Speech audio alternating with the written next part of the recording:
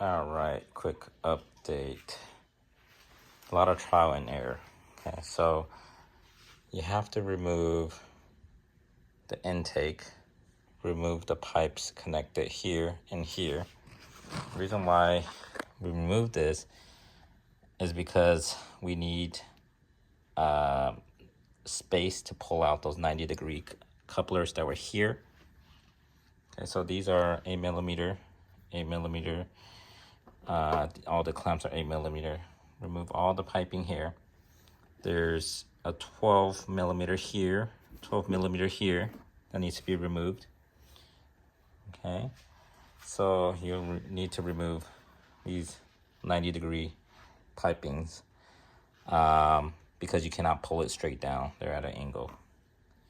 So once you have these pipes removed, you have space here.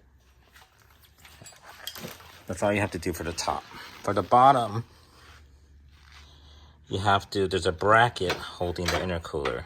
So right here, these two are 10mm. Okay, it was holding on to the intercooler right here.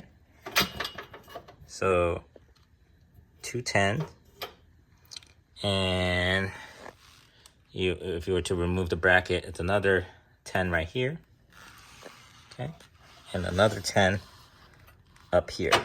So you just slide it right off, but not after you drop the intercooler first. Okay, the intercooler also had two 12s right here that mounted to here. You'll need to remove that. The two 12s that were at the top by the hole were these, so it was mounted upwards. And that's all you need to free up the intercooler. That's it.